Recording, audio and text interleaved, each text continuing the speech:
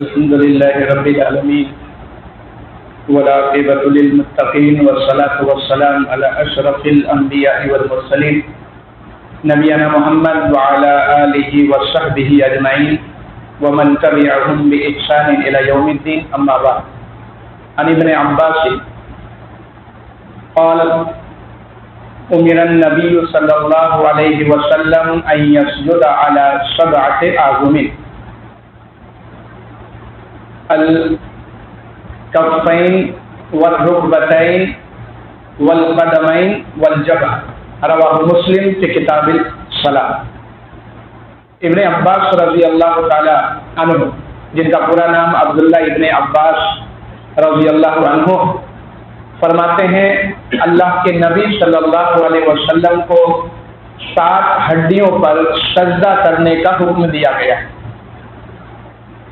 وہ 7 ہڈیاں کون سی ہیں اس کا بھی تذکرہ اللہ کے نبی صلی اللہ علیہ وسلم نے فرمایا. الکفین، دونوں ہتھیلیاں، والرکبتین، دونوں گھٹنے، والقدمین، دونوں پیر، والجبہ، اور پیشانی اور ناک. کیونکہ پیشانی اور ناک چہرہ میں ہے اس لیے اس کو ایک ہی شمار کر کے اللہ کے نبی صلی اللہ علیہ وسلم نے الجبہ کا. نماز کا پورا طریقہ اللہ تبارک و تعالیٰ نے حضرت جبرائیل علیہ السلام کے ذریعے نبی کریم صلی اللہ علیہ وسلم کو سکھلایا اور بتلایا. کس طریقے سے قیام کیا جائے، رکوع کس طریقے سے ہو، سجدے کس طریقے سے ہو، تشہد میں کیسے بیٹھا جائے، تشہد کی دعائیں کون کون سی ہیں، ساری چیزیں جناب محمد الرسول اللہ صلی اللہ علیہ وسلم کو اللہ رب العالمین نے بتلایا اور سکھلایا. آج کے اس درس میں انشاءاللہ ہم سجدے پہ بات کریں گے، کیونکہ بہت ساری مرتبہ ایسا دیکھا جاتا ہے کہ سجدے کہ وقت ہماری ناک، ہماری پیشانی یا ہمارا پیر جو ہے وہ زمین پہ ٹکا ہوا نہیں رہتا. اور اللہ کے نبی صلی اللہ علیہ وسلم نے واضح طور پر بتایا ہے کہ سجدہ جب تک 7 ہڈیوں پر نہ کیا جائے. 7 ہڈیوں پر کرنے کا مطلب یہ ہے کہ وہ 7 ہڈیاں جس کی طرف اشارہ کیا ہے اللہ کے نبی صلی اللہ علیہ وسلم نے، وہ 7 ہڈیاں زمین پر ٹکی ہوئی ہونی چاہیے اور لگی ہوئی ہونی چاہیے. دونوں ہتھیلیاں زمین کے اوپر ٹکے ہوئے ہونے چاہیے سجدے کی حالت میں. پیشانی اور ناک یہ بھی زمین پر ٹکا ہوا ہونا چاہیے. دونوں گھٹنے یہ بھی زمین سے لگے ہوئے ہونے چاہیے. اور یہ پیر کے جو انگلیاں ہیں وہ بھی زمین پر ٹکے ہوئے ہونے چاہیے. اسی کا حکم جناب محمد الرسول اللہ صلی اللہ علیہ وسلم کو دیا گیا ہے. تبھی ہمارا سجدہ صحیح ہوگا، ورنہ ہمارا سجدہ غلط ہو جائے. اور اللہ کے نبی صلی اللہ علیہ وسلم خود ایسی سجدہ کرتے، صحابہ اکرام کو بھی انہی 7 ہڈیوں پر سجدہ کرنے کا حکم دیا گیا. بہت مرتبہ ایسا ہوتا ہے کہ ہم جلدی جلدی میں ناک ہمارا زمین پہ نہیں ٹکتا ہے، یا پیر ہمارے دونوں ہوا میں جھولے ہوئے اٹھے ہوئے رہتے ہیں، یا بہت مرتبہ ہم ہتھیلی کو پورا نہیں رکھ کر کے بلکہ ایسے رکھتے ہیں. تو یہ سارے طریقے جو ہیں نبی صلی اللہ علیہ وسلم کے سنت کے خلاف ہیں. ہمیں اگر نامعلوم ہو تو آج سے ہم اس کی اصلاح کریں. اب تک علم اگر نہیں تھا، اللہ رب العالمین معاف کرنے والا ہے، کیونکہ غلطی سے لا علمی میں اگر کوئی چیز کیا جائے تو اللہ اس کو معاف کرنے والا اور درگزر کرنے والا. لیکن جاننے کے بعد اگر پھر دوبارہ کوئی غلطی کرے، اس کا مطلب یہ ہے کہ وہ جان بوجھ کر کے نبی صلی اللہ علیہ وسلم کی سنت پر عمل کرنا نہیں چاہتا. اور سنت پر عمل نہ کرنے کا خمیازہ یہ ہوتا ہے کہ عبادت اور عمل آپ کی اللہ کے بارگاہ میں قابل قبول نہیں. اللہ قبول ہی نہیں کر سکتا اگر وہ سنت نبی صلی اللہ علیہ وسلم کے مطابق ہمارا عمل نہ ہو. تو یہ 7 ہڈیوں پر سجدہ کرنا نہایت ہی ضروری ہے، اور اس کو ٹکا کر کے زمین پر رکھنا نہایت ہی ضروری ہے. سجدے کی حالت میں ہماری انگلیاں جو ہے ہاتھوں کی وہ کھلی ہوئی نہیں رہنی چاہیے، وہ ملی ہوئی رہنی چاہیے. سجدے کی حالت میں انگلی ملی ہوئی رہ کے رکوع میں جب ہم جاتے ہیں تو ہم اپنے گھٹنوں پر رکھیں تو یہ انگلیاں جو ہیں وہ کھلی ہوئی رہیں. لیکن سجدے کی حالت میں ہمارے سارے انگلیاں جو ہے سجدے میں ملی ہوئی ہونی چاہیے.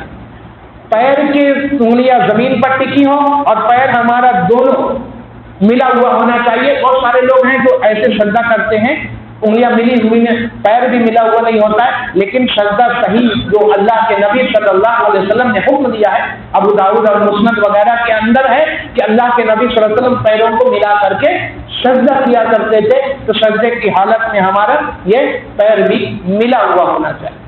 इन बातों का हम बहुत ख्याल रखें अगर हम चाहते हैं, क्योंकि बंदा सजदे की हालत में मा यकूनुल अक़रबु मा यकूनुल अब्दु वहुव साजिद, अल्लाह के नबी सल्लल्लाहु अलैहि वसल्लम ने फरमाया, मुस्लिम शरीफ की रिवायत है ये भी किताबुल सलाह की, कि बंदा सजदे की हालत में रब से सबसे ज्यादा करीब होता है।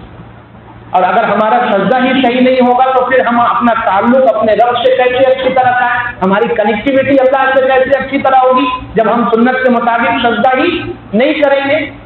सजदे में अल्लाह दुआओं को कबूल करता है, दुआ ज्यादा सुनता है, लेकिन अगर हम वो सजदा सुन्नत के मुताबिक नहीं करेंगे तो कैसे अल्लाह रब्बुल आलमीन तक हमारी वो दुआएं, हमारी वो गिरिया गुजारी और हमारी वो हाजात कैसे अल्लाह तक पहुंचे। इसलिए सजदा सही करना निहायत ही जरूरी और लाजिम।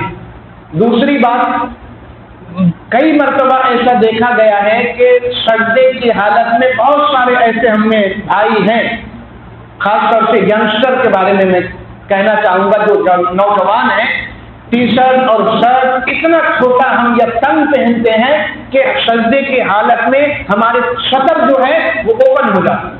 जो आपके पीछे नमाज पढ़ रहे हैं उनकी निगाह जाती है, आपके पीछे और आजू बाजू में एक दायरा होता है। तो हम ये कोशिश करें कि ऐसा टी शर्ट हमारा, शर्ट हमारा नमाज के लिए हो जो फ्लेक्सिबल हो और हमारे शतर को छुपाने वाला। बेशक इस्लाम के अंदर इबादतों के लिए कोई ड्रेस कोड बताया नहीं गया है कि नहीं आपको ऐसा ही पहनना है, जैसे यहूदियों के अंदर इबादत का एक ड्रेस कोड मौजूद है, दूसरे मज़ाहिब में ड्रेस कोड बताया गया कि आप ऐसी इबादत कर सकते हैं, दूसरी हालत में नहीं कर सकते। लेकिन इस्लाम के अंदर इबादतों के लिए कोई ऐसा खास लिबास या ड्रेस कोड अल्लाह के नबी सल्लल्लाहु अलैहि वसल्लम से या सहाबा से साबित नहीं है, ना कुरान में उसका हुक्म दिया गया है। लेकिन लिबास हमारा ऐसा हो जो हमारी शतर को छुपाने वाला, इतना फ्लेक्सिबल हो कि हम सजदा और रुकू आसानी कर पाए, और इतना चुस्त ना हो कि हमें उठने और बैठने में परेशानी हो, या फिर इतना छोटा ना हो कि रुकू और सजदे की हालत में हमारे शतर जो है वो खुल जाए और दूसरों को परेशानी लाहिक हो। ये इन चीजों का ख्याल रखना हमारी जिम्मेदारी। अगर हम चाहते हैं कि अल्लाह के बारगाह में हमारी नमाजें कबूल हो, हमारी इबादतें कबूल हो, तो हम उन शराइत और कंडीशन के एतबार से अपने आप को ढाल करके रब्बुल आलमीन के सामने पेश करें। जैसा हुक्म दिया, वक़ूमू लिल्लाहि क़ानितीन, अल्लाह ने हुक्म दिया है कि जब अपने परवरदिगार के सामने खड़े हो तो बहुत अदब और एहतराम के साथ खड़े। और अदब और एहतराम का तकाजा ये है कि जब हम रुकू और सजदा कर रहे हो तो हमारा सतर जो है, जिसको अल्लाह ने छुपाने का हुक्म दिया है, हमारी कमर है, शर्मगाह है, ये सारी चीजें छुपी हुई रहनी चाहिए।